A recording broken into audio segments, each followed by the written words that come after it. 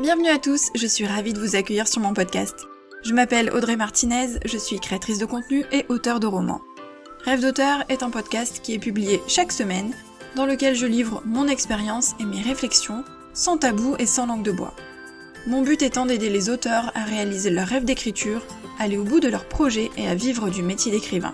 Vous pourrez retrouver de nombreux conseils d'écriture, d'auto-édition ou encore de promotion sur ma chaîne YouTube, sur le site rêvedauteur.fr ou encore sur mes réseaux sociaux et notamment Instagram.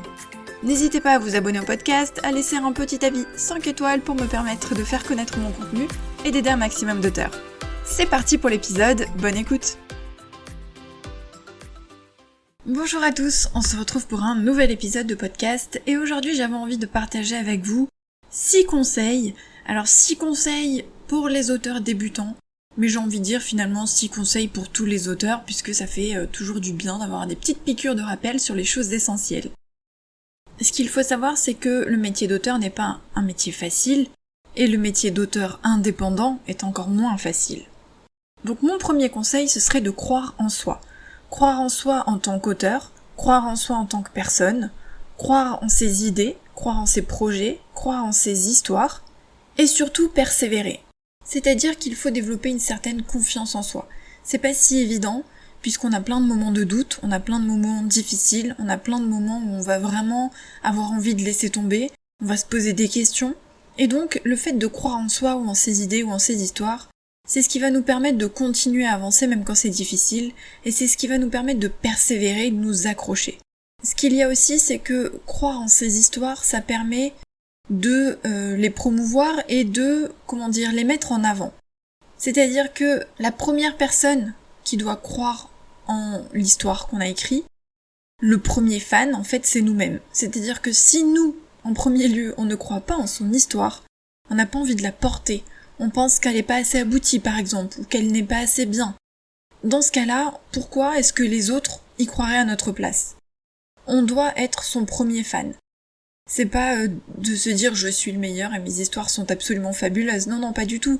C'est juste que pour donner envie de lire son histoire, pour la promouvoir, il faut déjà qu'on la ressente en nous et qu'on ait envie de la promouvoir et qu'on croit en son histoire parce qu'on se dit qu'elle peut apporter quelque chose et que c'est une bonne histoire.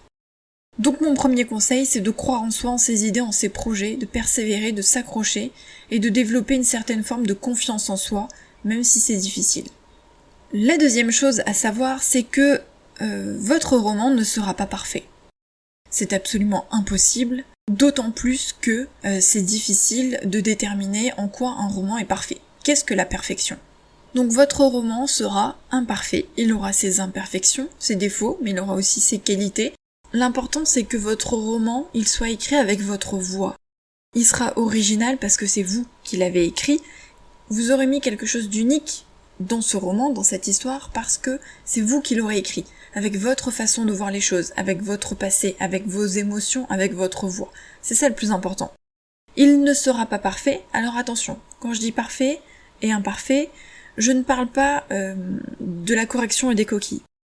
Puisque ça c'est vraiment une autre histoire, il faut que le roman soit corrigé, il faut traquer les incohérences, il faut faire attention à tout ce qui est ponctuation, conjugaison, typographie, etc. Ça c'est vraiment une autre chose. Oui, il restera toujours des petites coquilles, c'est pas la fin du monde, mais quand je parle d'imperfection, c'est qu'on ne peut pas atteindre une forme de perfection. Il y a des auteurs qui passent des années sur un roman parce que justement ils n'arrivent pas à atteindre cette perfection, mais c'est impossible. Le roman, à un moment donné, il faut qu'il vole de ses propres ailes, donc il faut réussir à se dire c'est bon, je suis arrivé au bout, l'histoire est aboutie, j'y ai mis tout ce que je pouvais, je ne peux pas faire mieux que ça. Il faut réussir à atteindre ce cap. Malheureusement, il y a des auteurs qui n'y arrivent jamais et qui donc ne publient jamais. Mais ça, c'est un travail à faire sur soi. Donc il ne sera pas parfait, l'histoire ne sera pas parfaite, et ça m'amène à mon troisième point qui est que le roman ne plaira pas à tout le monde.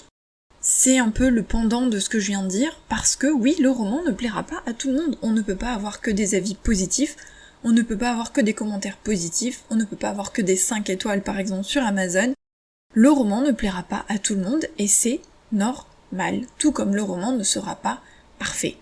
Pourquoi ? Parce que là encore c'est subjectif, totalement subjectif. Une personne va adorer, ça va être un magnifique coup de cœur, alors qu'une autre va peut-être détester.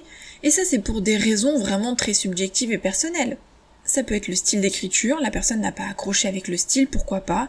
Ça peut être parce que vous avez fait des choix de narration, présent, passé, première personne, troisième personne. Ça peut être à cause de l'histoire, parce que vous avez peut-être une personne qui adore les rebondissements, une autre qui aime moins, et quelqu'un qui aime bien les histoires d'amour plus rapides, et quelqu'un qui aime bien les histoires plus lentes. Ça va prendre en compte aussi le passé des lecteurs, leurs propres traumatismes, leurs propres émotions, leurs propres réactions en fonction des situations. Donc il y a vraiment énormément de choses qui entrent en ligne de compte, ce qui fait que le roman ne va pas plaire à tout le monde, et ça il faut l'accepter dès le début, même si c'est très difficile, et je vous rassure, même si vous avez conscience de ça, quand les premiers avis négatifs arrivent, c'est quand même difficile. Alors ça dépend des avis, parce qu'il y en a certains, on va se dire, ok, bon, laisse tomber, là, c'est la personne, c'est juste n'importe quoi son avis. Mais après, bon, il y a vraiment des personnes qui n'aiment pas et qui expliquent pourquoi, et c'est pas si facile à encaisser, parce que quelque part ça nous atteint, surtout quand c'est le premier roman, parce qu'on a l'impression que c'est nous qu'on critique quelque part et pas l'histoire, parce que l'histoire elle fait partie de nous. Elle sort de nous, de nos tripes, donc ça fait toujours un petit peu mal. Avec le temps, on apprend à se protéger et à prendre du recul par rapport aux avis négatifs, mais voilà, le roman n'est pas parfait, et il ne plaît pas à tout le monde, et c'est normal. La quatrième chose, le quatrième conseil, c'est qu'il faut absolument se professionnaliser. Alors si vous écrivez juste pour vous, pour votre plaisir, et que vous ne publiez pas, la question ne se pose pas. Si vous publiez mais pour un cercle restreint, par exemple pour vos proches, la question ne se pose toujours pas. En revanche, si vous avez pour objectif de devenir auteur, même si ce n'est pas votre activité principale, mais que vous voulez publier vraiment et que des gens achètent vos histoires, dans ce cas-là, vous êtes obligé, vous professionnaliser. C'est pas une option, c'est obligatoire. Pourquoi ? Parce que les gens vont acheter un produit. Quoi qu'on en dise, même si c'est de l'art, un livre est un produit. Et donc, quand on achète un aspirateur, quand on achète une voiture, quand on achète un ordinateur, on a des attentes. On veut qu'il ait telle et telle caractéristique, on veut qu'il fonctionne, on veut qu'il soit de bonne qualité, on veut que le prix soit correct, et ainsi de suite. Pour un livre, quelque part, c'est la même chose, même si c'est un petit peu difficile de comparer un livre à un aspirateur ou une voiture, mais vous comprenez l'idée, c'est que le lecteur a des attentes. Il a des attentes, par exemple, par rapport au genre. S'il se fie à la couverture ou au résumé, par exemple, il sait que c'est une romance, il a des attentes en termes de romance. Il y a des choses qu'on retrouve dans toutes les romances, et donc du coup, il va avoir des attentes par rapport à ce genre. Mais il va aussi avoir des attentes parce que peut-être il a envie d'être surpris, peut-être qu'il a pris ce livre parce qu'il voulait de l'émotion, pour plein de choses différentes. Mais ce qu'il faut aussi savoir, c'est que il faut que le livre soit de qualité professionnelle, puisque c'est un objet qui a été acheté.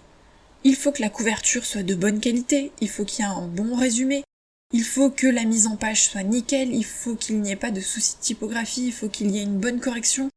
Tout ça c'est important. C'est important pour le lecteur, parce qu'on a envie que son livre marche, mais parce qu'il faut aussi satisfaire ses lecteurs, et que, à partir du moment où on propose un produit, il faut qu'il soit de qualité professionnelle. D'autre part, le fait de se professionnaliser, c'est aussi nécessaire parce que c'est un métier. Qu'on le fasse comme activité principale ou comme activité secondaire, on est auteur professionnel à partir du moment où on publie et on vend ses livres.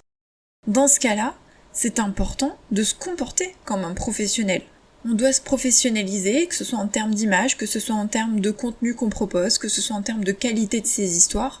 On doit se comporter comme un professionnel parce que c'est un métier. Et ça, il faut le comprendre très très tôt, parce qu'il y a plein de personnes qui se lancent dans l'auto-édition, qui publient leurs livres et qui se disent c'est pas grave, c'est de l'auto-édition. Donc s'il reste des fautes, c'est pas grave, si ma couverture n'est pas nickel, c'est pas grave, tout manière j'avais pas les moyens.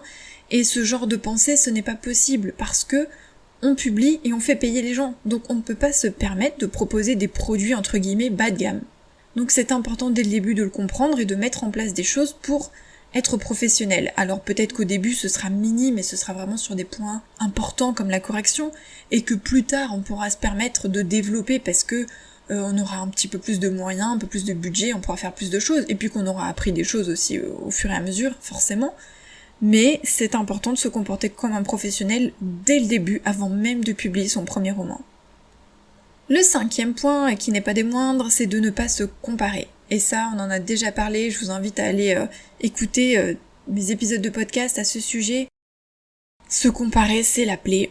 Et on est beaucoup à le faire, moi y compris, hein. Je suis vraiment dans le lot, même si avec le temps, j'essaye vraiment de me concentrer sur l'essentiel, et comme je l'ai dit il y a pas longtemps, sur mon plaisir d'écrire et sur mon plaisir d'écrire des histoires. Mais on se compare forcément, et d'autant plus avec les réseaux sociaux.